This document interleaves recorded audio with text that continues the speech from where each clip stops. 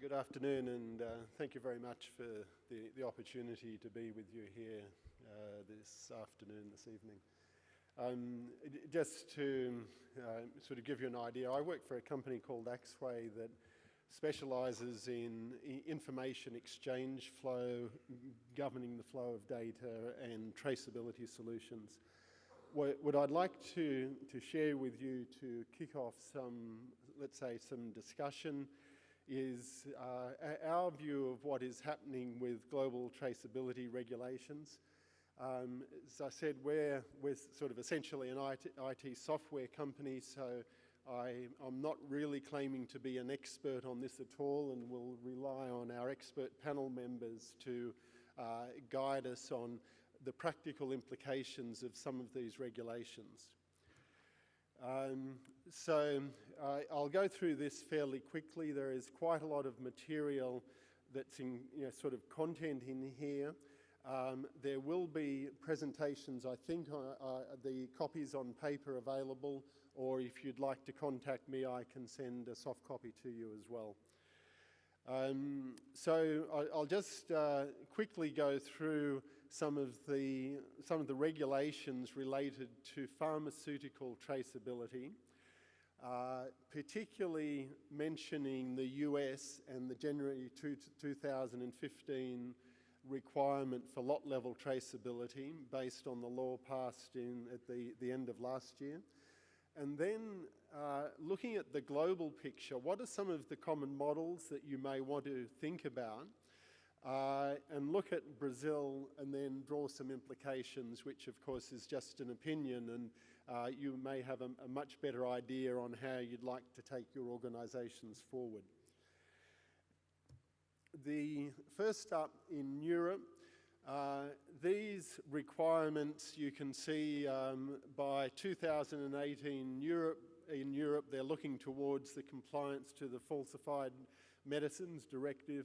A lot of these pharmaceutical traceability regulations are geared towards, on the one hand, preventing counterfeit, ensuring the security of the supply chain, and some skeptics say it's to actually protect government revenue, because a lot of the drugs which are distributed are actually done under government-sponsored benefit schemes, so they want to protect that revenue and that position.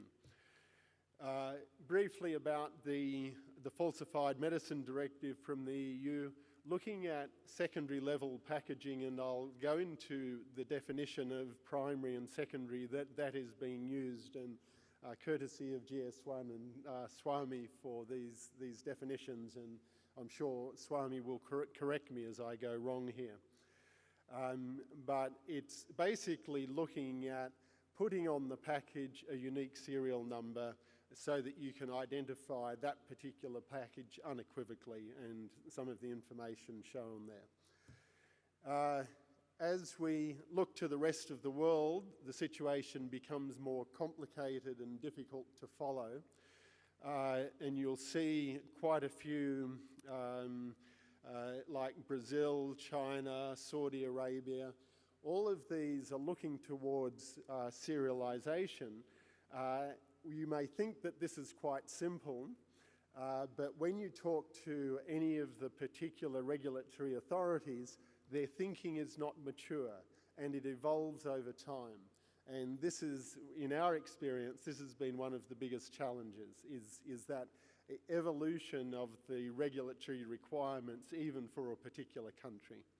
I mean, you're probably all aware of the situation in the US, where there was the Florida e-pedigree moved towards a California e-pedigree or similar, and then that was all overturned essentially by the US federal law that came in last year. And just to highlight some points here with the USA, China, which is already serialization for 2015, Brazil implementing a pilot required for serialization at the end of this year and full serialization at the end of 2016.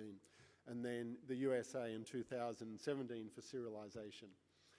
And when you put it all together, it looks complicated. So it takes a lot of effort to focus on this. What I covered just now was the regulations related to pharmaceuticals. Mostly this is prescription drugs. There's another set of regulations related to medical devices. So just September this year, the US FDA is requiring the unique identification on medical devices for Class 3 devices, where for every device, the serial number that is assigned must be reported to the US FDA's global UID database for medical devices. And then the Class 2 and Class 1 are phased in over time. Looking specifically at the USA, which is obviously a big concern for all pharma manufacturers in India. I'm sure a lot of you, your major revenues are coming out of the US. So as I've said, January 2015, generally lot level traceability, so that as a manufacturer, if you're selling to wholesalers or anyone else, the wholesaler will not accept the goods unless he has received the transaction information and the transaction statement from the manufacturer. Then on top of that, to make it a bit more complicated, there's the idea of the transaction history, so that if you also have a wholesale operation in the US, you have to include your receipt from the manufacturer plus the shipment information to your customers in the transaction information that goes to the wholesaler's customers. So that's sort of 2015. Serialization is required by November the 27th, 2017, so sort of about 3 years later. Serialization in this case means that on each prescription drug at the unit package level, as it's sold in the pharmacy or by the pharmacy, you should say, that should be serialized, and the manufacturer needs to be able to answer queries related to that. By 2023, that serialization information needs to be carried throughout the supply chain through serialized transaction information, as they say. The four areas to look at for the US: product tracing. So this is the transaction information and the transaction statement, which is just basically saying this is valid. Serialization comes later, 2017 and onwards. And then verification is the ability to be able to verify, based on the goods that you have in your possession, that you have valid transaction information and transaction history. So that needs to be in place from January 1st next year.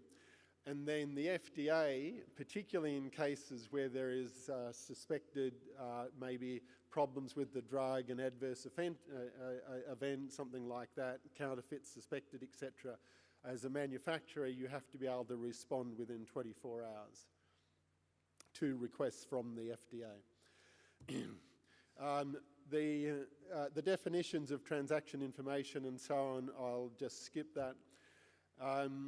One of the main, let's say, concerns when you're looking at this, of course, you need to have your own information, but you need to pass that information to your partners. So with the first implementation, paper or portal is acceptable. The e-pedigree standard used in Florida, the document pedigree messaging standard, that is a way of passing this information. The method that will most likely be used is a new advanced shipment notice format based on the X12 standard, but defined by the Healthcare Distributors Management Association, led by the big three like McKesson, Cardinal and AmerisourceBergen, they've defined a standard and they're requiring that this be used by their customers, their suppliers I mean, so that is likely to be very commonly adopted. And then there is a new version of the EPCIS 1.1 which will be, let's say, modified to suit the DQSA rulings. That is really still under development, but in the long term that is expected to be the most common interoperability format. And just a word of caution here, the FDA made a big point about giving advice on the interoperability guidance November the 27th, 2014, which is obviously far too late if you have to implement by 2015 January. So we don't actually expect that guidance to specify any particular standard, just clarification on terminology.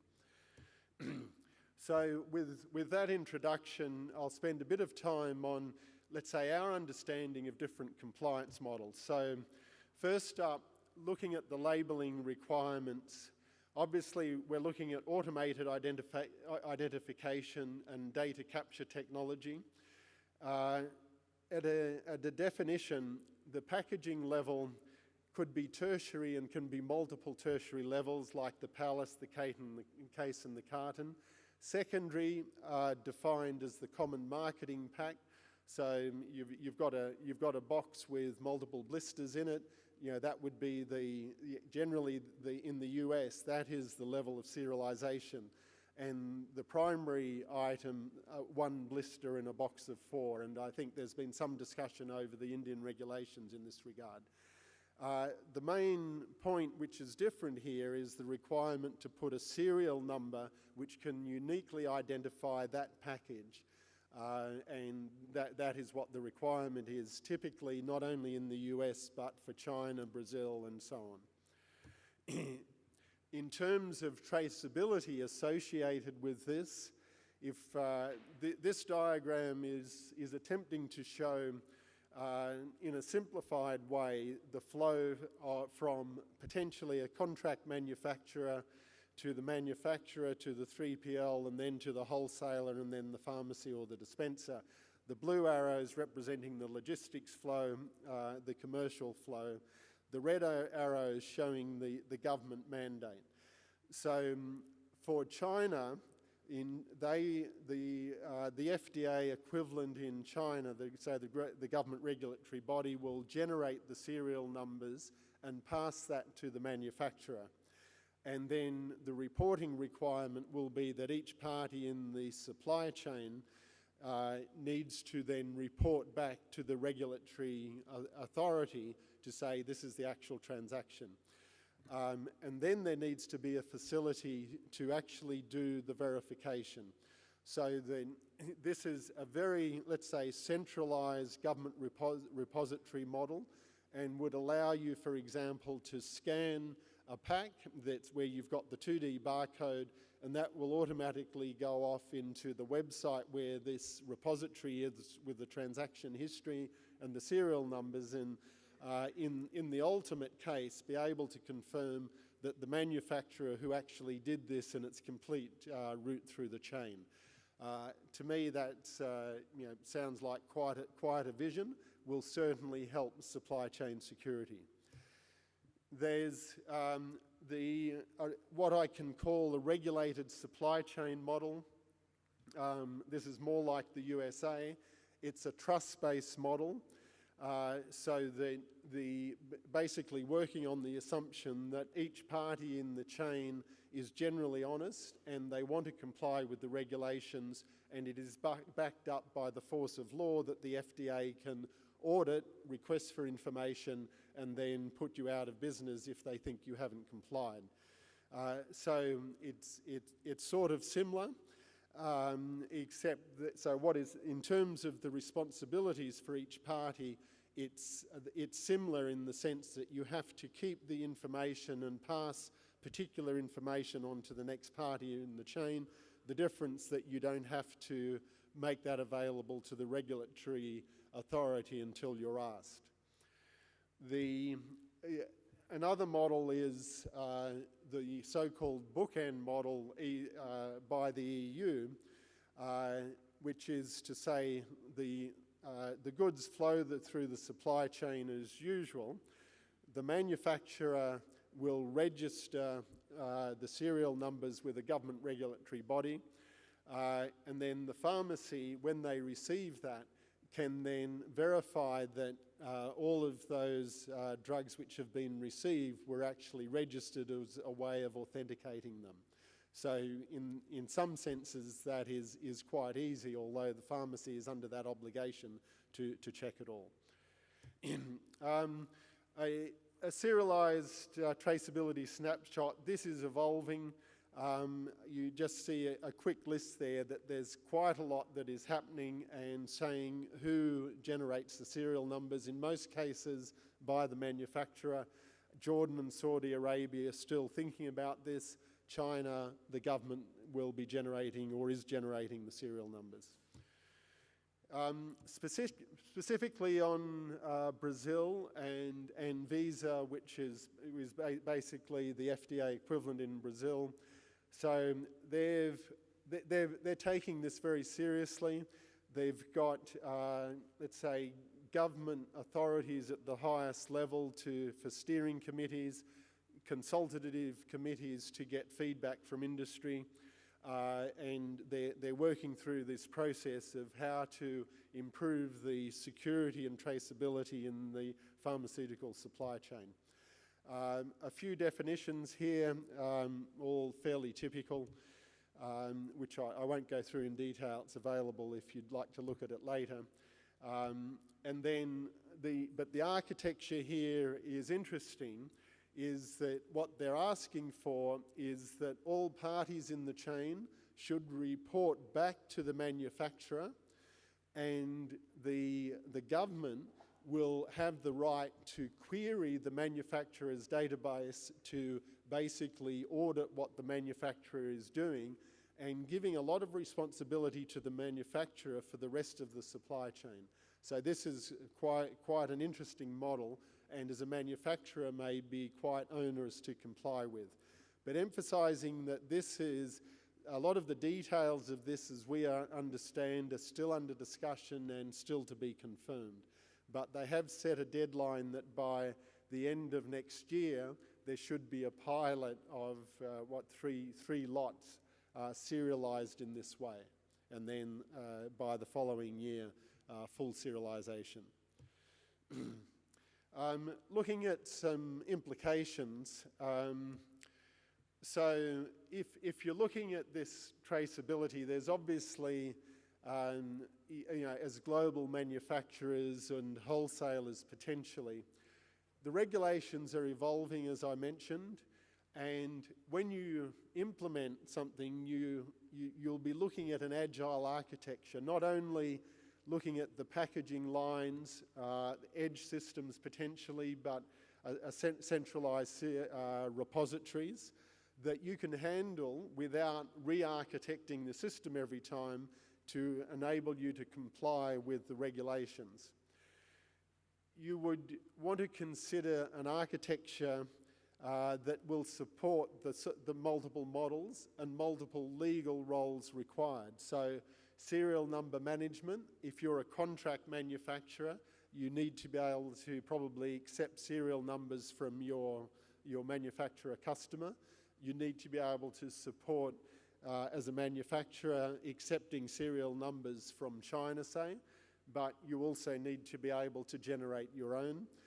Whether you do that at the line level or you do it centrally, there's sort of pros and cons of this. We generally would recommend doing it centrally. Central and distributed repositories, so you've got global operations.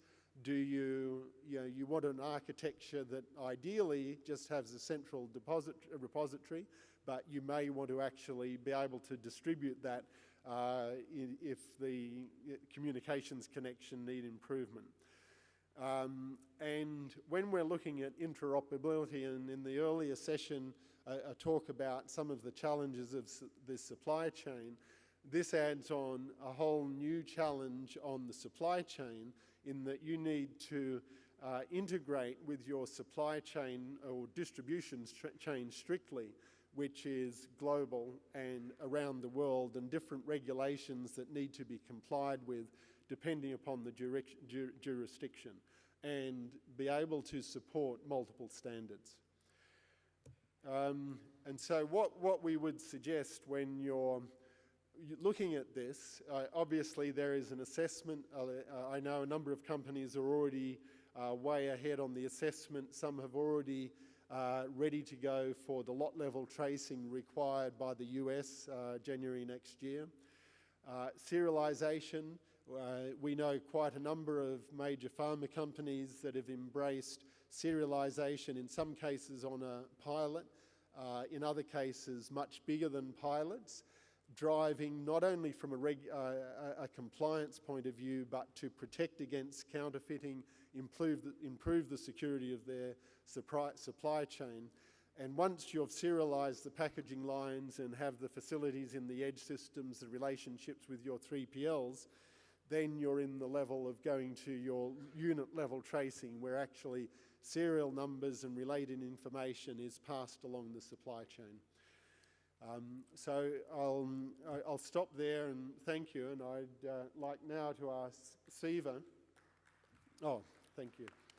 I'll ask, I think, Siva to talk about drug security and looking at this in a lot more practical level of what it can mean on the drug security itself.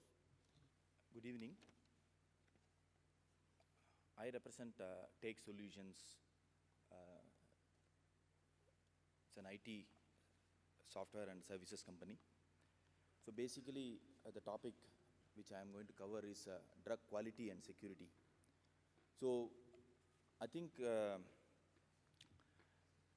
Mr. Vasan, when he covered in the afternoon, he was explaining this one of the key external challenges is a global regulatory compliance, So that's very much important, So the compliance with for the regulatory, So global regulatory compliance is one of the key aspects in this one, Basically, I wanted to start with like why drug quality and security is required, So means like, for example, just I'm giving a statistics saying like 4 billion US prescriptions in 2007 means like if you say like at least 1%, 40 million are counterfeits. Okay, so that means like it is projected $75 billion of counterfeits are throughout the world. So means like year on year it increases. So that means like in 2003, so whatever it is 5 times whatever the counterfeit was there in 2000 in year the 2000. So that means gradually it's becoming a challenge for all the governments, especially on the pharma industry. So that's the primary reason of having a drug quality and security. At supply chain, I think like many of the speakers has covered many different areas like logistics, procurement kind of thing, So this one like quality and security is an aspect. And some speakers told like quality is inevitable or like it is taken for granted. It is very true, So in pharma, especially, a significant amount of cost is allocated to maintain the quality and the security. So now the countries are more vigilant. The government is taking more steps, So as Peter has covered, it is a very complex situation with many different countries coming into picture and also having multiple regulations coming in. So especially like, for example, India, where we export more pharma, means medicines, So that kind of thing, like the government is vigilant on finding how do we export a secured or quality goods out of the country, So when there is a made in India tag is there, So that has to be more reliable and So the regulatory compliance has to be accomplished. So that's where like I think like DGFT kind of regulatory body has tied up with GS1, so to frame this one. So likewise, every country has its own compliance, where US imports a lot of pharmacy. So where they have compliance while importing the drug. So what is the business drivers? Why do we need to get into the security or Drug Quality Act? So basically, anti-counterfeiting, combat diversion, brand protection, because that is very important, and supply chain efficiency. So these are all the basic business drivers why every country has to initiate this one. So I would say like in supply chain, as different parts, different stakeholders are there. So every other part is getting matured, So now maybe the focus is on more towards Security and Quality Act. So that's where in the next 10 years, so every country is going to have a stringent mechanism and comply on that. So now it's a buzzword, like most of the pharma companies is exporting to US. So US DQSA, that is DSCSA, is very important. So I think like when Deepak covered in his presentation, he was talking about like a Chinese language, is some different terminologies, So the DQSA and DSCSA is one of the couple of keywords which every pharma has to understand what it is. And of course, like a global traceability, and we have to comply with all the different countries as well. And if you go little bit specific about DQSA, DQSA is a Drug Quality and Security Act, which is aligned with this, So US has specifically coined as a US DQSA. So just to give a flavor of what it is, so Obama has signed into law like last year, November. So that's where like 27th November 2013 is a key, this one. So actually, if you see like drug quality and security is a huge subject, and within 10 minutes, if you want to cover it, is very difficult for us. We go to the clients and cover into like 3-4 hours of this one. But to give a snapshot, so there are two titles, and title one is drug compounding. It is more towards quality kind of thing. And second one is what it is opt for this conclave supply chain, so Drug Supply Chain Security Act. So again, like it covers the 4 different areas. So that's where product tracing, serialization, verification, and request for information. So the basic thing here is like every country has a compliance on its own. So this one I have taken as a sample for US. I think this means Peter has covered anyway.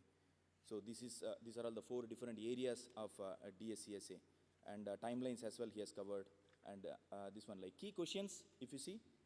So basically this one for pharma specific operations, how can I verify the correct data is available to ship or receive, So that's the thing, like how do I create, store, retrieve, and append transfer transaction records? Because these are, every question is related to the supply chain. And once you have the answer, so that's where you are complying with this. And how do I correlate outbound lots with their transaction histories? Okay, so means like the lots has to be aligned with the histories. So that will help each of the stakeholders within the value chain or supply chain will know like to track down to the manufacturer level. And how can I prevent shipping more than received for a specific lot? So that means like that's where the counterfeit is injected. So it means like suppose everybody like in somewhere in the supply chain, they receive a specific lot, but they inject some more goods within that and they ship. So that means like there can never be, they can ship more than the received one, And how do I support the non-EDI capable trading? Means one is like when the compliance and regulatory comes into picture, so basically it is inevitable to do that or maintain manually, so it is impossible to completely monitor or maintain the compliance with manual. So you need to have IT systems. You need to have a different systems integration Means like as a supply chain itself is an entity with a different players of stakeholders in the each stage. So everyone will have their own systems, their own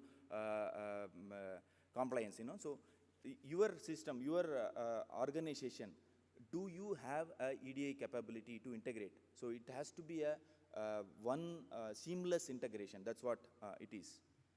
And how will customer service representatives handle exceptions? Because now it is not just the manufacturer as an organization, it is like you manufacture the goods and ship it out. So then your job is over. So it is not like you cannot wash your hands, you know. So you are responsible, at least in pharma and food industries. So you are responsible till the consumer goes into this, goes into the hands of end customer and consumes, you know. So that's the reason like every pharma maintains the stability chamber, like they have to be responsible for all every throughout the expiry date of the life of the drug, you know. So it is very important when you when a manufacturer receives an exception, you need to track down to whether raw material or packaging material or any part of the supply chain, you know. So you need to have a provision to track down till the end. So these are all the key questions which you have to handle in this. Since due to the short time duration, like I end with this presentation, maybe I am happy to take a few questions during end of the session. Thank you.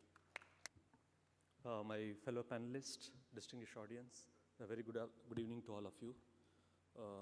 Let me thank the organizers for including a session on traceability, because this is becoming a very, very key to the integral with the especially the cross-border trade.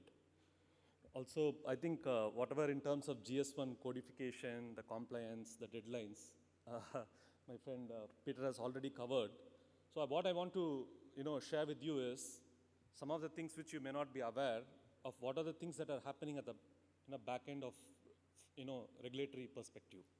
So maybe I have few slides, but I will tell more from a perspective of with the central and state governments. Okay. So what we have to do is, so far we have been looking, in terms of traceability as a compliance requirement, because the government is asking us to stay in business. That's the reason why we have been, in terms of whatever is the marking and other requirements are there, that's been done.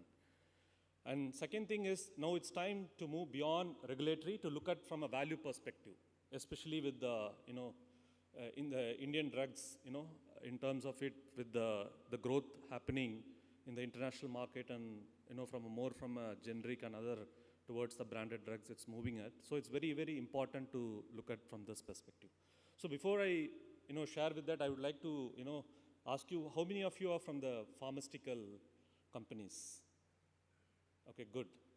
So what I'll do is I'm sure that for people who are new, let me recap what has been, the key, why all these initiatives of DGFT came about, and then also tell you about what are the future directions it's been moving up, so that you go back after the end of this session, so you're prepared well ahead of what things are going to happen in the future. Like in 2009, there were some drugs which were exported from China, which were found in Kenya, shows of marking and labeling made in India. And when the regulatory authorities from the Kenyan country asked for the Indian, we were not able to have any data related to that. So in view of that, committee was set up by the trade associations, and it came out with the findings of what are the things that to be done. Even globally, you have like, for example, in the World Health Organization, there is a committee on impact, which talks about what are the various tools on anti-counterfeiting at technologies which has to be used on the packaging, and which also recommends one of the things related to be a more cost-effective is the barcoding part. So that was from an international perspective. So normally, in most of the things, what will happen is, the domestic and international more treated, in terms of regulatory and other thing are different. Similarly, what happened in the domestic market, a PAL was filed in the Allahabad High Court by one of the consumer, asking what is the mechanism that the government have in place to make sure that the medicines that are consumed by citizens are safe. So that was the key driver, which helped the, which made the Ministry of Health to set up a task force to look out how, in terms of traceability could be achieved. So there were two parallel things which were happening onto that, especially with the, in terms of exports being one of the key for pharma. The Ministry of Department of Commerce along with DGFT took out the, lead by bringing in the mandates at 3 levels, which all of you might be aware on tertiary, secondary, and primary. So even though the tertiary has gone through, secondary took some time. I think now secondary also since the last earlier 2013 has come into act.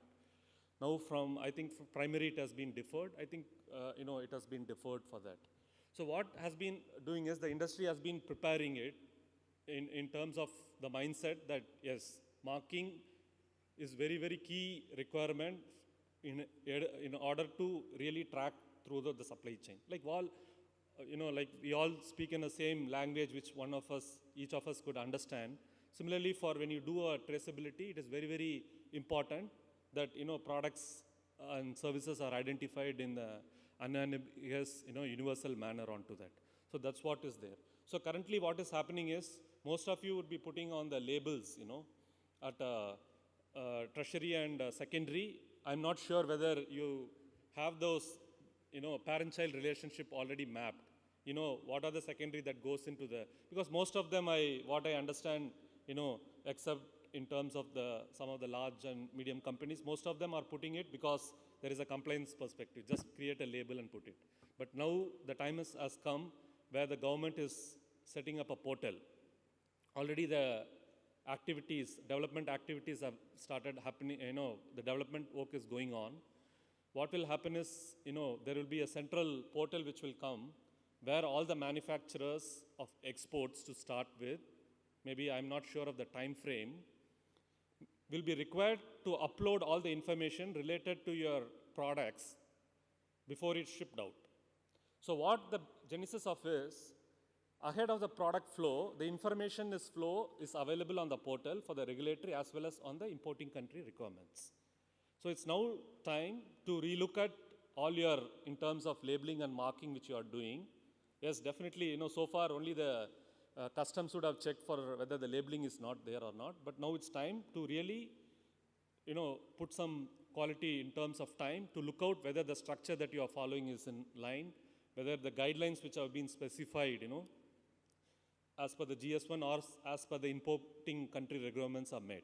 So what will happen is now it will also, it's also required that the objective of putting a standard in place is, most of you, the companies, already have a traceability system in place, but more confined to the internal traceability.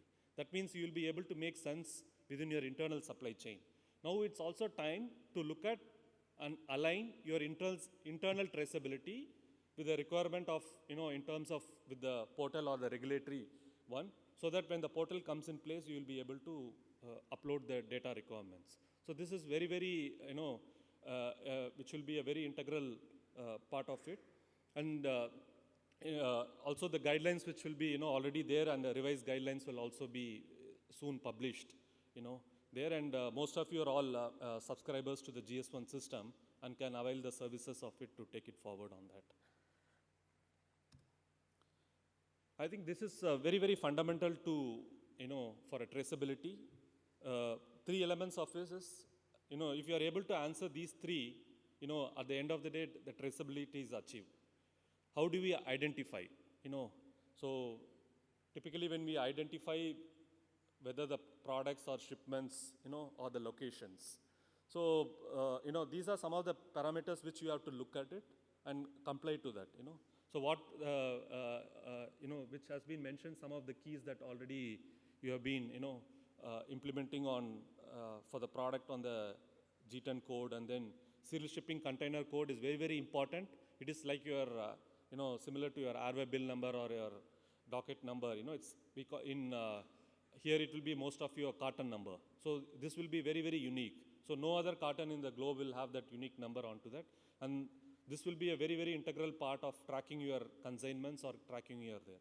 So now what we have to do is, you also have to, with the serialization at the secondary level coming in, now you need to do a parent-child relationship of what all the secondary level which are going into the carton. So that has to be clearly mapped. And the other thing is when you have identified or used the code, the capture, so these are the different ways through which you can call it as. Basically, we call it as a data carriers or, there. One of the most cost-effective which is being used worldwide and which Peter also showed in the slide, mostly it's done from the manufacturing except, Republic of China, where the government gives the code onto that. So what you do is you put it in the barcode. This also has been specified. What are the data carriers or the barcodes to put, how to put, and where to apply onto that. So that is also very clearly given in the slide. Third important part is sharing. So there are multiple ways of sharing data. In our present scenario for exports that is going to come, it will be like a central portal which will happen where all the manufacturers, before shipping your product out, you upload the file. Either it could be a machine to machine. Directly, if you are already having, most of you, large companies have a SAP or a ERP. So what you can do is you can, the file and other formats will be specified which you can upload onto that. And for small and medium where they cannot do, there will be an option to either, upload the file through an Excel or a web onto that. And then you share the data. So these are some of the things which are very, very important and which, is being there. And it's not only from a perspective of packaging, also, from your logistics and IT, master data, all these things has to be aligned together. I think I have just, maybe I'll take 5 more minutes to, wrap it up on that. So apart from that, also there is a domestic regulations which are coming. The Ministry of Health already for all its procurement by MSO has already mandated at the tertiary and secondary level. And there is also an organization which has been set up by the Ministry of Health called Central Medical Services Society, which are going to look into program divisions. The best part of it is now a common standards has been there for both domestic and export. So there is no need to differentiate between whether it's domestic or not. More increasingly, a lot of state governments also, are, in terms of mandating or directing the suppliers to do that, with a different objective. Like every stakeholder, with the case of a state government, it's more from a FIFO management, from an inventory management, and finally from a Ministry of Health perspective, it will be an authentication. As a consumer tomorrow, in terms of you have a medicine you would like to authenticate from a central portal, whether it has come through a legitimate supply chain or not. One more development which is happening for, especially this I would like to mention to the food companies. There is a, we have heard, especially on the news, most of the recall happening in the US market and other thing. But here, also on the food. So far, there has not been any recall guidelines. We have seen, several advertisements for a recall of automotive parts or other parts. But now the Ministry of Health, under its arm of Food Safety Standards Authority of India, has finally drafted a bill for recall of food. So, this will enable, what is going to happen is a central portal is going to come up in place where each of the food product already, has to be recalled. We'll use that 13-digit code globally to recall onto that. So it's also, I think maybe in the winter session of the parliament, the bill will be passed, and soon you will see there will be a recall portal, which will help the, consumers and citizens for the recall part of it.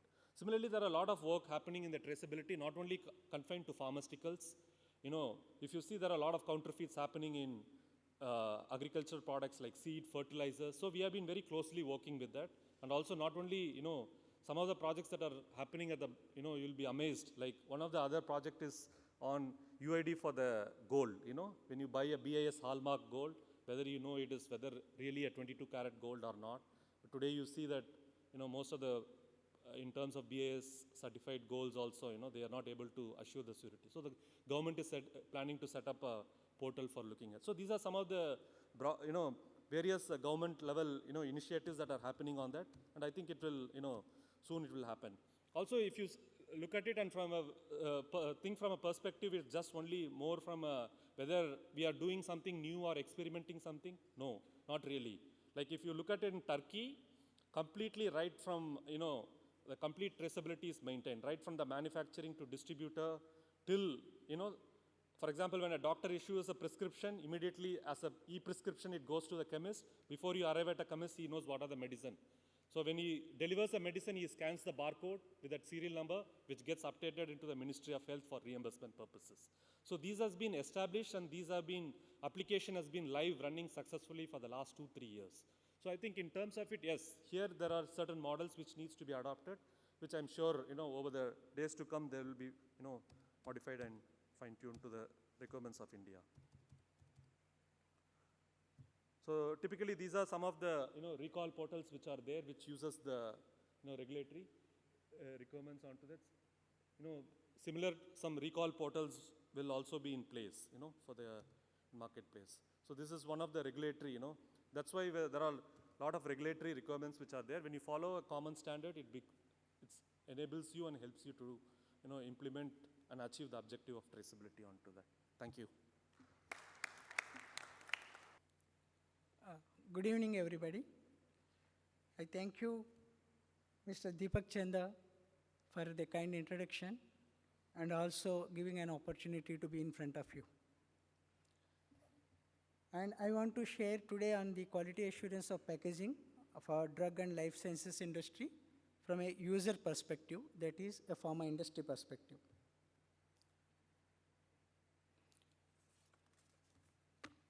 It's challenging to cover quality assurance of packaging in 10 minutes, but I will try to navigate on these headlines.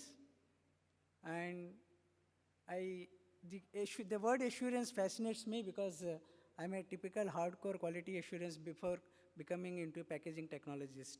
I had 1 decade of quality control, 1 decade of quality assurance, and almost another 1 decade I will be completing in packaging development. I will try my level best to cover in 10 minutes. But when I say quality assurance, earlier when I was in quality assurance, people used to call us as police, always catching on anything. And now I am seeing, after leaving the quality assurance, because quality assurance cannot leave anybody. Now I am seeing that the focus has been changed. Now the quality assurance has become like our media interviewers. They will ask questions for the answers which they expect they have already written in their notes, and they want to publish that. And if you don't give those answers, you will be harassed to get those answers. Otherwise, they will make stories. So apologies to quality assurance, my colleagues of quality assurance, but this is my perception today, quality assurance. But if you really go into the quality assurance principles, I think it is a system. It's not a department, or it is not individuals, or it is not something SOPs or documentation. I always feel quality assurance is a broad umbrella. You can only feel the shade of that, but you cannot see that umbrella. That is the quality assurance. So let me go now to the packaging. So the requirements of packaging, the basic principles of any activity doesn't change. Only the approach, the requirements, the challenges will change from time to time.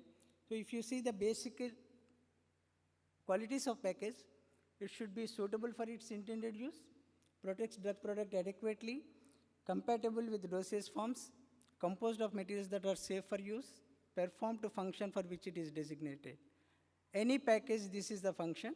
This is the function which will be there for another 100 years, but only the challenges will increase because of the awareness. And coming to pharma, these requirements will be more or less same, but the intensity will be differing from the route of administration and the dosage forms because of the likelihood reaction between the package and the drug product. So how to build? Quality can be assured once if it is built, but it is not by control. So the quality assurance starts from the designing as per the market requirements, selection of components and vendors, quality control of packaging components, validation of packaging operations, process control with challenge tests, trend analysis of test results of components and process parameters, and continuous improvement. So if we go on this, if we cover all these aspects, then the assurance will be guaranteed, the full assurance to all the stakeholders of handling the product. So the assurance starts for a user like me, the assurance should start from the vendor. Again, the vendor who is making the packaging material and supplying to a user industry should have right selection of materials of construction. He should be sure that what he is getting for converting into a bottle or a vial or anything. Then he should have the process control during manufacturing of the component, understanding the requirements and the end-use requirements also. And they should have in-process and final inspection for compliance, and implementing quality management system to their requirement and to their size. Performance testing intended by user. So what user requires as what is the packaging material that I am supplying, what is its intended use, and what is the performance characters that a user industry is expecting, he should understand. And data of extractable and leachable substances as required when coming to primary packaging. If you look into the primary packages that we today, the regulated market manufacturers are sourcing from DMF source. And when we are going for DMF source, the quality is assured because they file everything, they do in-depth analysis of their materials, their processes, their quality assurance systems and all, and they apply, and that is reviewed, and then it is accepted. So there is a minimum guarantee of the materials when we source from DMF. But there are a lot of materials which are required in secondary and tertiary. There is no DMF, or there is some materials are governed by ISO, BS, and ASTM standards. But still, there are so much to go in secondary and tertiary packaging material quality assurance, and what is the user's requirement. A pharma industry is looking, or a food industry is looking from the vendors of tertiary and secondary packaging materials. So this can happen with when India is transforming into well-organized sector, adapting to the requirements of user industries with the latest technology and GMP, and can be fully accomplished by liaison with good intention of mutual benefit between vendor and user. Because when we are handling with secondary and tertiary packaging, they don't have much of the technology, much of the size. The sizes are very less, of course, in Indian scenario. But there is a transition which I could see in last decade. Even the small players, the printed packaging material vendors, they are adapting good practices, and they are understanding the requirements, and they're taking the challenges. But this can be pacified, and this can be fully accomplished when we have the interaction, like liaison with good intention of mutual benefit between vendor and the user should be the foundation. Then exchange of technological know-how is the pathway of progress. Agreement of specifications including acceptance quality levels should be made and understood. This is very important, because no specification, most of the specifications I have seen doesn't illustrate or doesn't define the acceptance quality levels. There will be defects in the manufacturing which are inevitable, which can be controlled to more extent, but it cannot be completely eliminated. So there should be an agreement. And 100% online inspection of printed packaging materials by vendors is expected to ensure no mix-ups. But most of the packaging printers I have seen, they put casual labor for checking. I don't know what they will check. They will be checking on 100 and 200 girls and boys I will be seeing in their premises.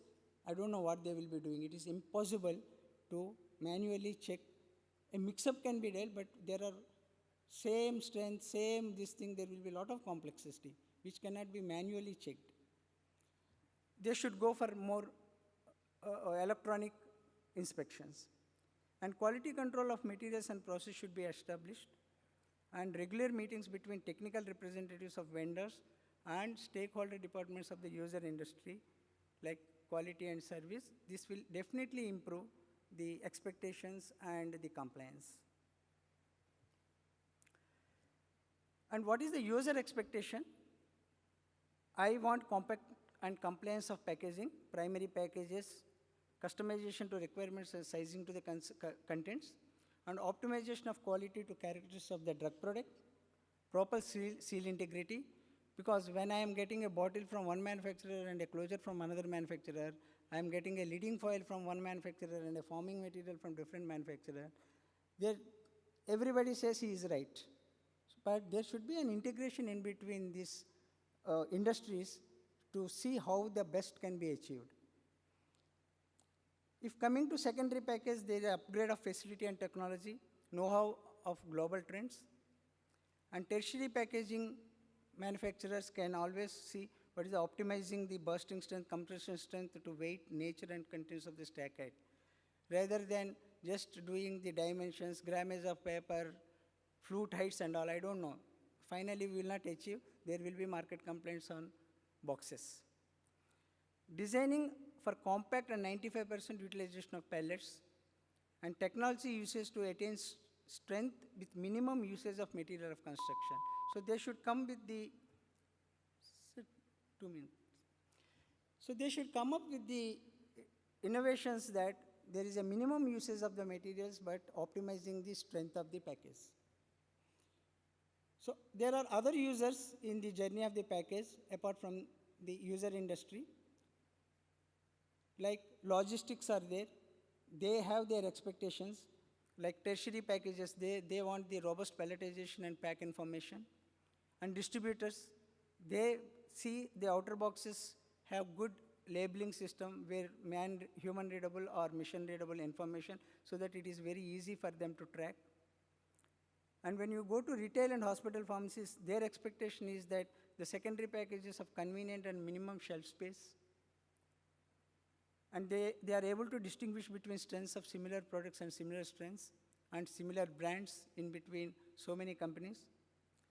And there are nurses who gives the medicines, who administers the medicines to the patients. Their requirements also we have to understand.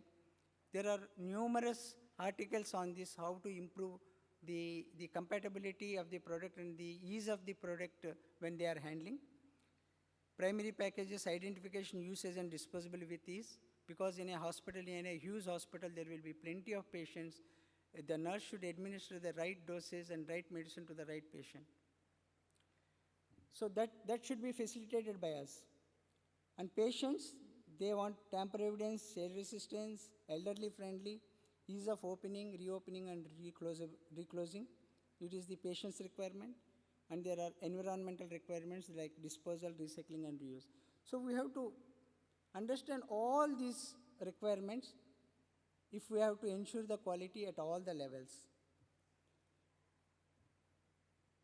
And if we have to achieve this, there should be a better collaboration between all the stakeholders, like manufacturer of raw material, resins, polymers, paper, board material.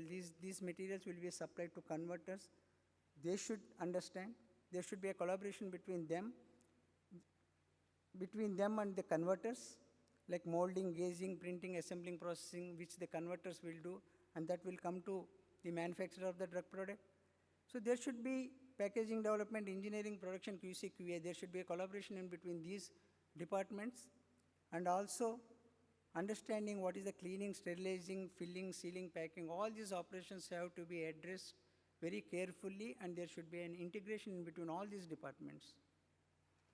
And logistics and distributors, loading, unloading, local transportation, palletization, overseas transportation, tracking, storage condition, these are the requirements. So we have to again understand those. Pharmacies, patients. So everything is the life cycle. Unless there is a collaboration in between all these stakeholders very frequently and very elaborately, everything will go in a piecemeal, and final objective will, somewhere it will be break, and we will be reworking, redoing, and breaking our heads in, spending time, use time, how to write CAPAs. And coming to harmonization, standardization is more important than ever now. Of course, there are so many standards guiding so many packaging materials, but there are some specific this thing where there is standardization has not come, especially in blister change parts. The size of the blister change part for the same tablet, if I ask from 3 vendors, they will give 3 different sizes of blisters, 3 different sizes of pocket sizes. There should be the very need and the interchangeability. If I purchase one mission, I have to use the same change part. I cannot use the other change part. So there are so many harmonization can be brought, which is not yet organized now. And there is a very need in between the industries and the vendors to change this so that the simplicity is there. And also, something is missing in Indian scenario is that everyone, like there is no interaction between the academies and institutions, packaging industry, user industry, automation industry, and the environmental impact.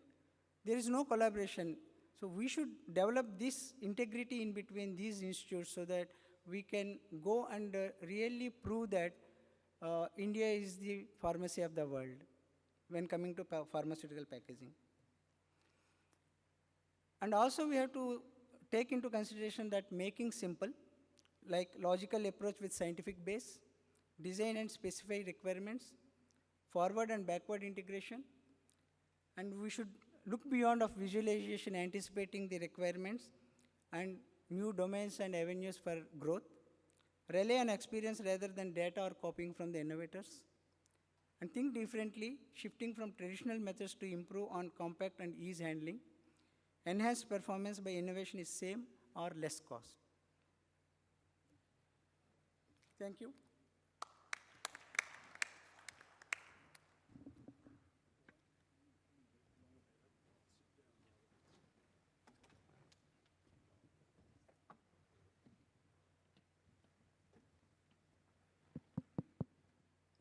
Thank you very much. That was illuminating for me, Chandra. You've probably heard enough of us speaking. Would any of you have any questions? And I'd encourage you to ask some questions because I have a couple of questions myself, but you probably don't want to hear my questions. So.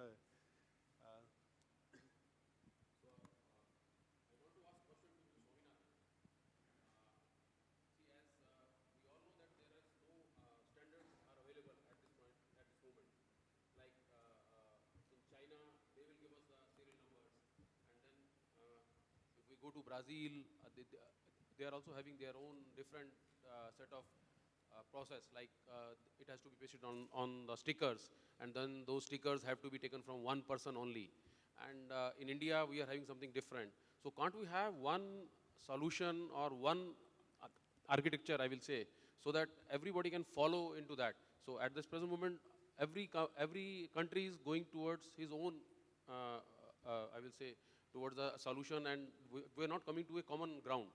So in that way, then we have to have while we are doing this the serialization, if we are an exporter, so we have to do for different countries in a different manner, right? And then the storage and managing such a huge data will also be a complication. Are we working towards a common standard across globe or not? I'll answer this question to two different parts. One is related to the regulatory compliance as of now. The DGFT notification very clearly says that if an importing country has already a regulation in place to enable track and trace, that supersedes the existing regulation. So wherever there is no regulation in place, see, it should not be a importing buyer requirement. It should be an importing country regulatory requirement. For example, which is there. So in that case, it says that you go ahead and do what your importing country regulator requires. Because what will happen is, at a broad level of globally, in terms of it, the standards, everything will come in place. Already there is a, movement happening in Europe through the EFPIA and US also, where, most of the countries except few of them, have their own proprietary which they give, especially in China. But other countries, if you see, mostly the manufacturers is there. So this regulation is there for countries which there is, no track and trace regulation as of now, where you are required to put there. This is also in line with what, like Turkey or Europe or any requirement. So looking at it, 4 broad things which are required, to track and trace is your product code, your batch number, serial number of it, and the best before date. There is an objective behind why 4 are there. Because see, in multiple stakeholders require multiple information. Typically, if you look at it, the last mile connectivity in terms of it is your patient, which requires a mandatory, like today in billing also you require a date or a batch number, mandatory, even though you don't require for it in the pharmaceutical you require on. So that is the there. And future, from a global perspective, we have we are trying to bring all the stakeholders.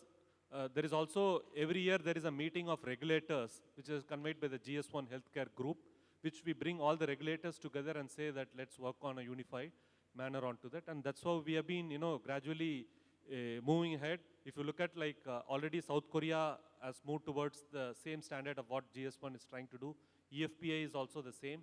Turkey is also the same. And also some of the countries like where, the numbers are given by them or they have their system, but all those structure of the data will be as per the standards.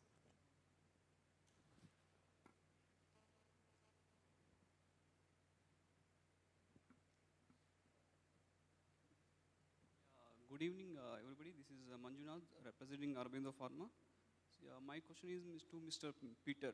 This is regarding serialization for Europe market. So, in your slide, it is showing that is excluded Europe market. I would like to know the detailed information on this. There is track and trace for Europe market. In one of the slides, it is shown that Europe has been excluded. Oh, okay. Yeah, just to clarify, so there was a slide which showed Europe, there was a slide that excluded Europe, and there was a combined slide. So it was just to make it simpler to see, if I've understood your question. Yeah. Yeah, it is with Europe market. Yeah, right, okay. Yeah, so let's say, in fact, I'll get Swami to answer this as well. But so I gave one of the compliance models for Europe was the so-called bookend model. It requires the, let's say, unit pack level serialization with the serial, let's say, at the point of, let's say, shipment by the manufacturer, then that serial number should be registered with the central EU authority, and the pharmacy recipient, when they receive it, can validate that against the central model. So that was our understanding. That is to be implemented by 2018. In fact, perhaps Chandri or Swami have something to add to that? See, if you look at in European Union, there are, I think, 24 plus countries onto that. Yeah, So currently, 31. currently there are two parts. One is, countries which has already implemented some marking and labeling for regulatory. So for example, France has got a CIP code with a batch number. Okay, and similarly, Germany has got its own code in terms of it. Italy has got its own code. And what they have, some of them have already moved towards the GS1 global standard part. A broad, in 2011, one of the European Union, falsified medicines national, serialization act which has come. I think by 2016 or 17, the entire Europe will move towards a common standard, which will be in line, right? 2018, okay. So it has moved from 2016 to 18. Where it will be in line with what we are currently doing it for the DGFT. Okay, What they have done, 2 years back, a pilot was done, in Sweden, I believe, where the manufacturers, hospitals, pharmacy, all of interconnected, and and tested a pilot of there, and which was successfully done. Now I think the EFPI, which is the nodal body, is developing a portal similar to what DGFT is trying to do that, and whereas, as Peter mentioned, all the manufacturers of European Union who, in terms of that for the Europe market onto that will have to upload there, and then it will be validated by the distributor or the stockist onto that. That's what is the direction in which it's moving. thank you. And one more question to you, sir. This is regarding monocottons. So earlier it was under primary level. Now it was shifted to secondary. So I would like to know the exact reason why it has been done. So what we, maybe I'll not go into the reason what triggered to make it from there. Globally, there are, how it is defined is, there is this is what the global experts say, and maybe, you may correct me if I'm wrong. They say there is no terminology called monocotton. That's what they say. It is an Indian industry created terminology onto that. They say primary, anything that has the first direct contact, especially in terms of strips or anything is primary. Anything that goes into a box is called as a secondary. And there may be multiple secondary, and the final one, which is a logistic unit. In case of India, it's a carton, which is there. Otherwise, it could be a pallet, or it could be a container in terms of it. So that is called as a logistic unit.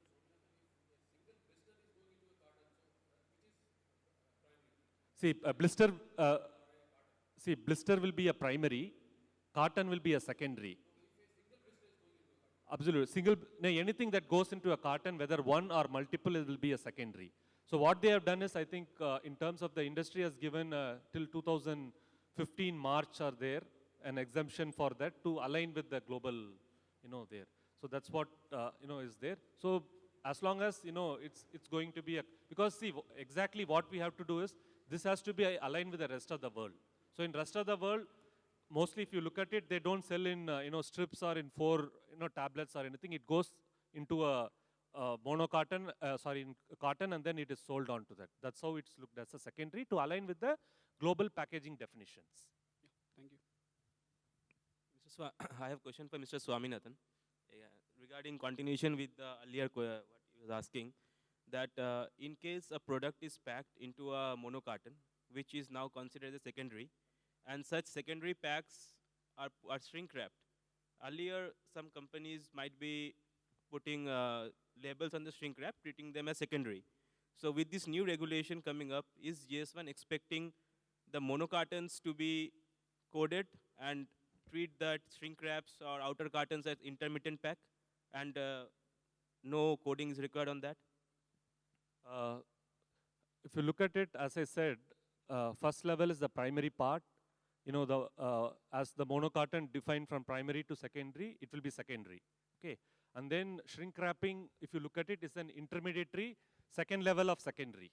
Okay. If you look at the specification, because these shrink wrap will go into a carton, right? Anyhow, your carton will have the marking requirements of a treasury, which will be your serial shipping container code. This is the box code. And where all the individual monocartons can be linked to that box number. So it will give the option to the manufacturer to either put a code on the shrink wrapping or not. So what we are doing is we are coming out with the revised manual, which very clearly says, as per the earlier implementation document which was there, which says that if you have multiple secondary levels, the first level of secondary has to have a marking and labeling. The remaining, it is an optional left to the manufacturer to do that.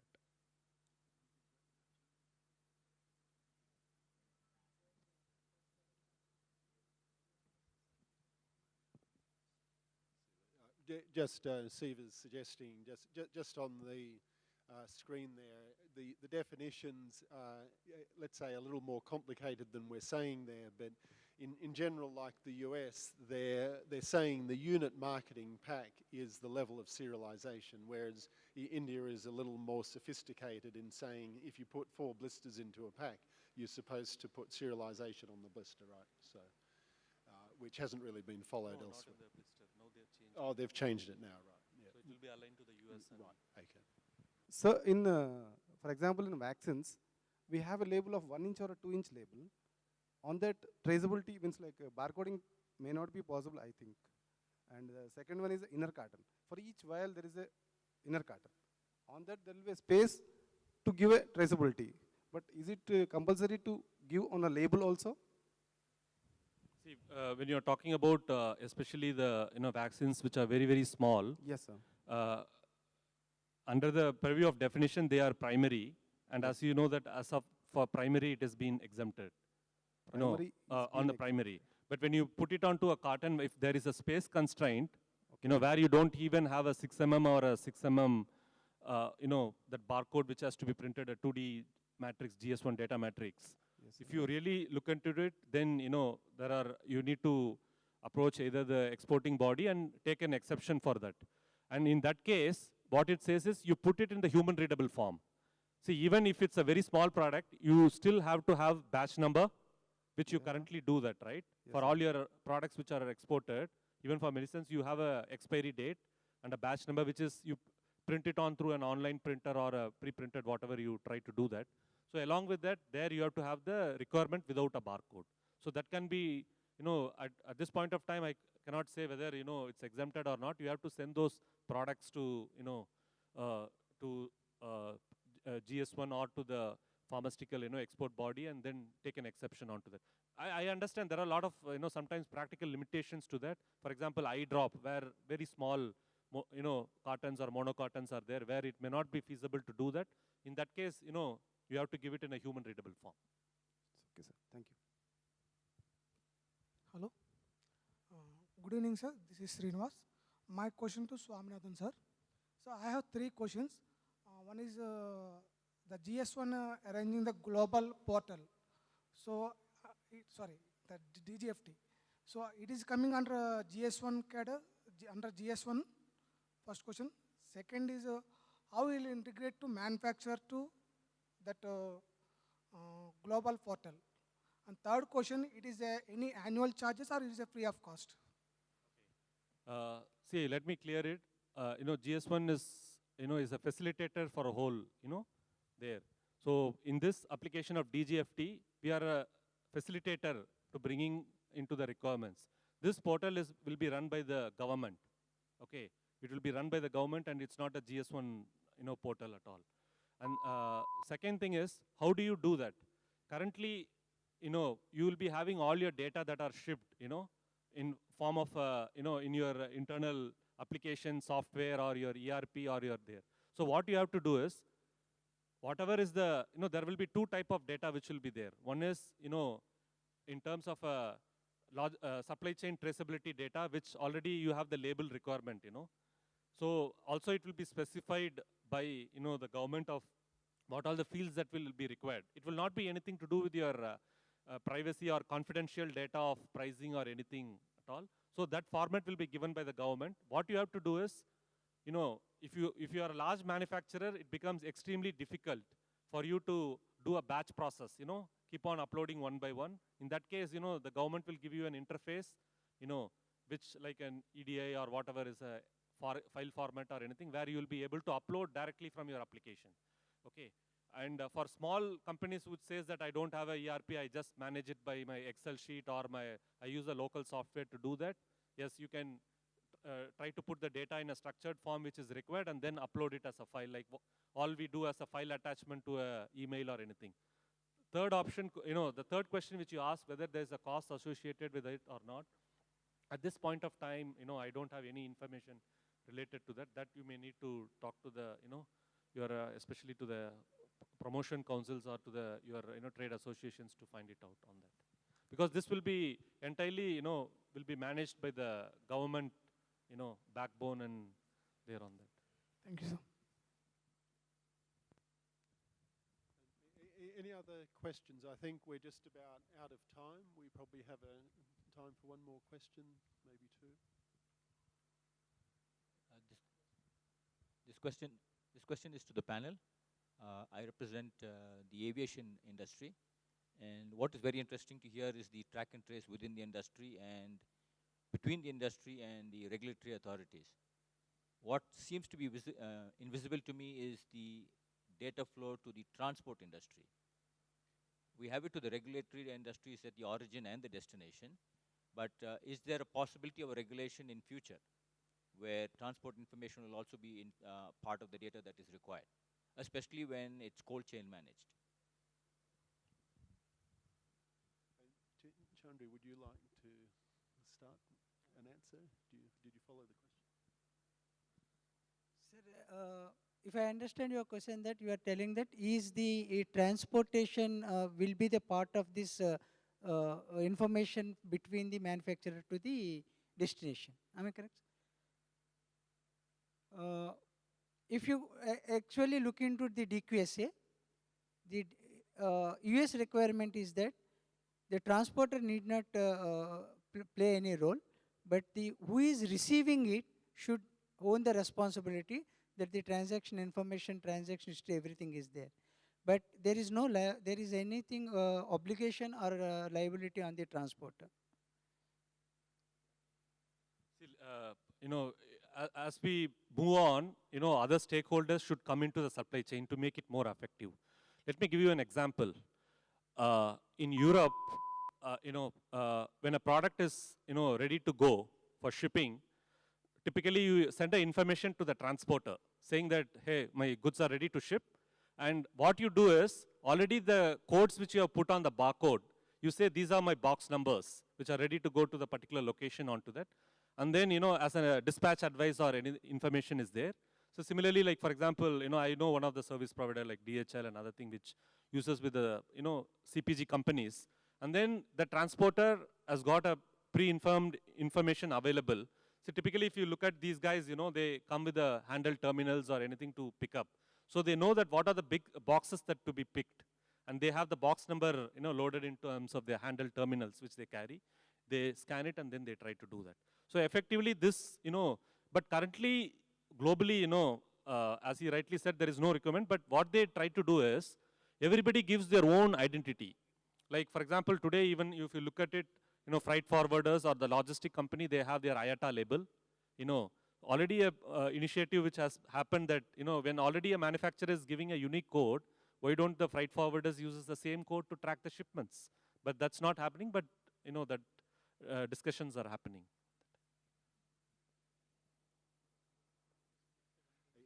And just to add on to that, I think, as we've said for the DQSA for the US, there is no contractual obligation on the 3PL or the transport companies.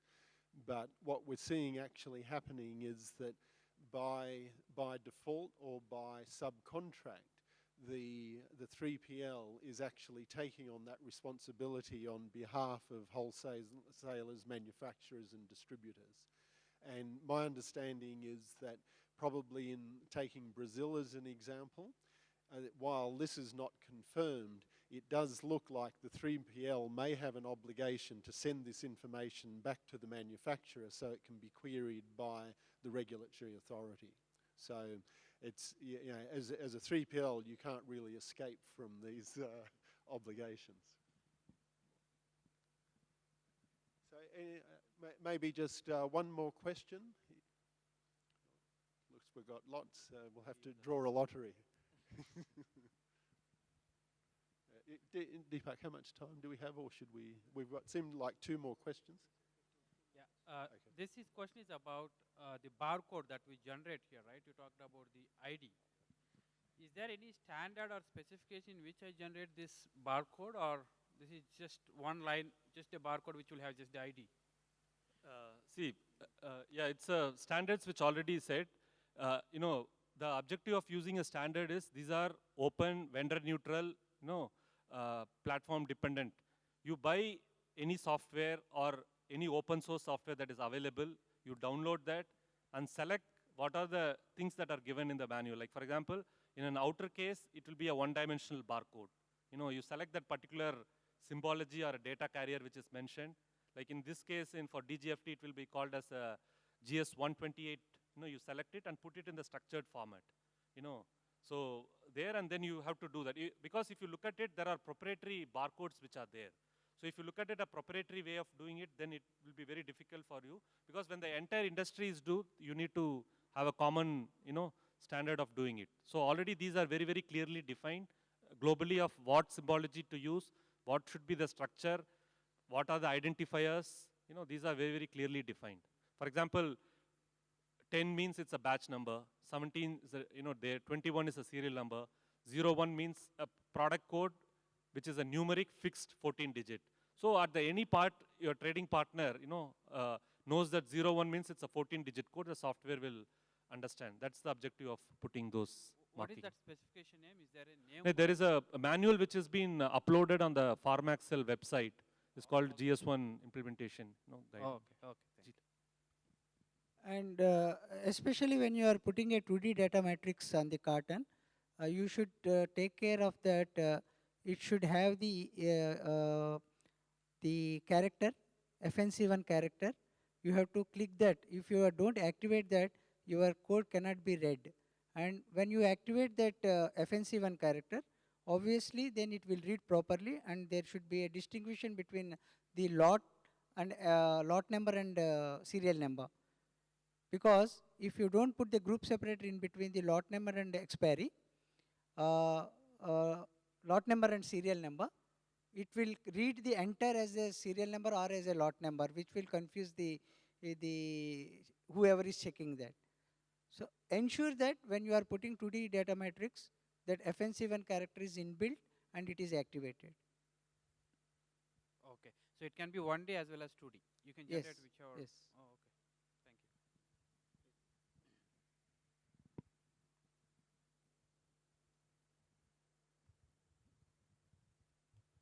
Thank you. My question to GS1, Mr. Swaminathan. We are setting up globally GDS and network. Okay, we are talking of global data synchronization network. Okay, so our government portal setting, which our government is going to set, is as per GDSN standards, or we are going to just set up a portal for internal transaction and history checking? See, if you look at in terms of the, there are two things which are there. GDSN talks about data synchronization, which basically related to your master data. For example, you talk about the product attributes related to that, which is not going to change. The composition, the size of the packaging, the image of the packaging, the length, width, height of the packaging and everything. But what DGFT is going to do is going to capture some of your transactional data. For example, what are the consignments, which are there, and also, in terms of what are the in terms of the packaging, carton numbers, what are the contents which are there onto that. So what we have to also do is, it will not be a complete version of a GDSN. It will, whatever the elements of GDSN are captured, it will be as per the structure. But the objective of GDSN is totally different, which, may be required by the local Ministry of Health or anything onto that. This is just for a track and trace.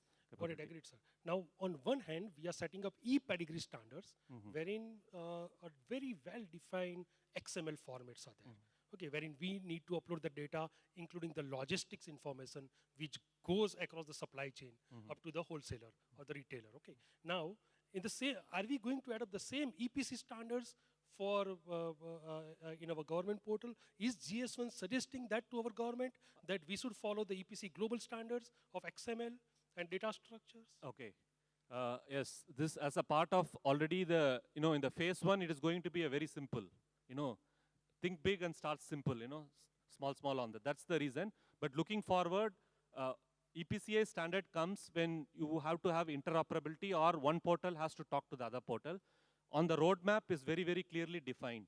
So as a part of the study, when the recommendation which has come, it has been very clearly said that, EPC standards, when it talks to the various other country regulators or portals onto that, EPC standards will be followed on that. Other thing which I just wanted to mention on that, the other development which is coming up in the country is for the e-tolling, similar to that, for the, especially for the tolls, Currently what you happen is, across when you cross tolls, you need to have a, different, for every toll operator, he gives you the there. The good, in terms of it, couple of weeks back, the Ministry of Highways has decided that there will be one single tag. Again, they have, using the EPCAs and the EPC GS1 standards, whereby, each and every vehicle will be given a unique ID. So right from Kashmir to Kanyakumari, wherever you go across a toll, in terms of it, the same number will be used. It can, in terms of it, it can deduct from their account and then credited to the toll operator onto that. So that's, yeah. No, not for the vehicle, as well as also, every bank will give you an, option like your prepaid SIM card onto that. So there. Already the pilot has happened successfully. Now the rollout has begun.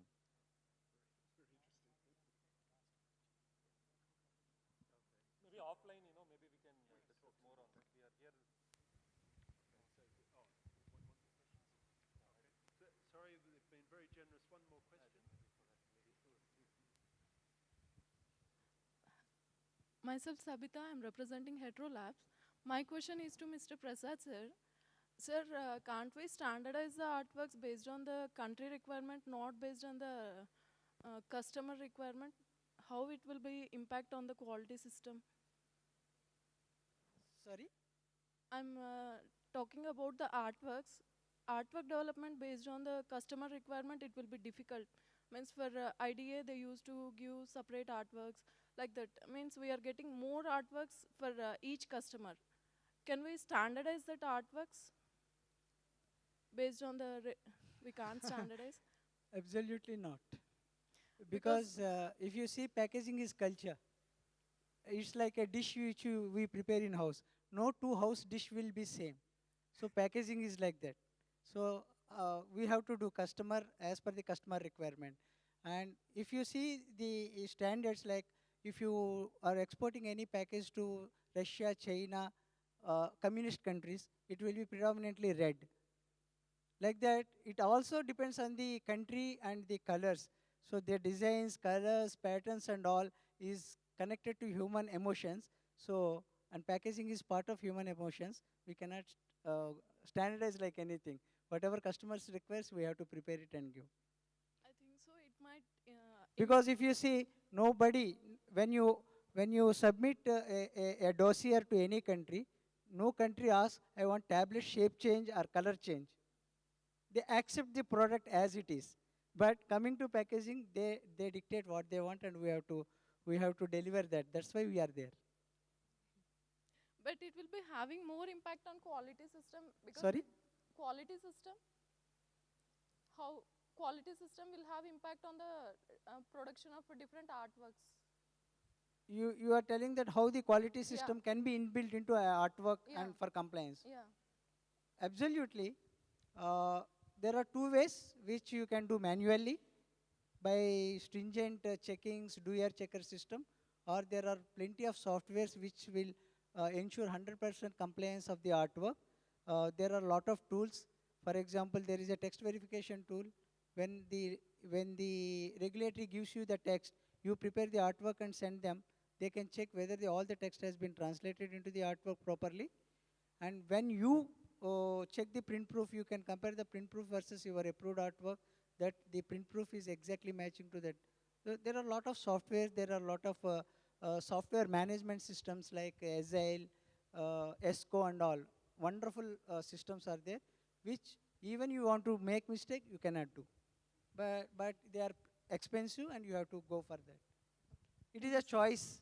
It is a choice of going for that, thinking that it is an asset, or doing manually and cutting the cost. Hope I have addressed your question. We need to stop there. I'd like to thank our panelists very much. Chandri, excellent in education for me, thank you. And Swami, the expert on global standards with GS1 clearly. And Siva, a lot of implementation expertise. And thank you all very much for your questions. I think we'll all be available sort of to discuss offline if that would be helpful. And there are some presentations on the global traceability regulation snapshot if you'd like to contact me about that. So again, thank you very much, and thank you, Deepak. Thank you very much for this panel. I'm sure this discussion can carry on later.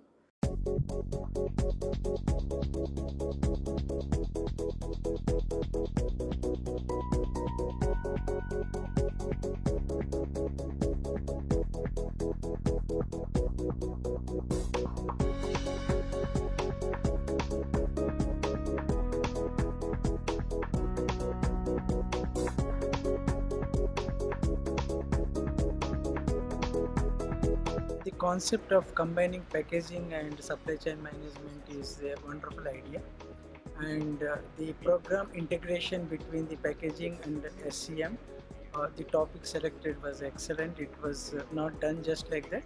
It was done with a brainstorming session, and which they have yielded the best results in these 2 days. Today it has been really important for the industry to understand the importance of the whole integration of automation with the enterprise level. Apart from the topic, I really liked the whole concept of assembling the industry experts. It was a good learning experience for me. I definitely would like to come back on the next conclave too. In fact, like before I came here, so it was so I was under the impression that like it is completely packaging related or supply chain related for a specific domain or an industry. But it was really a surprise. Like it is good to know that like diversified industries were there and the speakers were eminent speakers were there. You know? So it was like a complete day. I could see that nobody left. So it was very interesting. Each session was well managed. So I think like hats off to the organizers. And what is my takeaway from here? I think it's an education. And it's only when different elements of the supply chain actually interact and share knowledge, it's when we'll have a completely integrated product for our customers over there.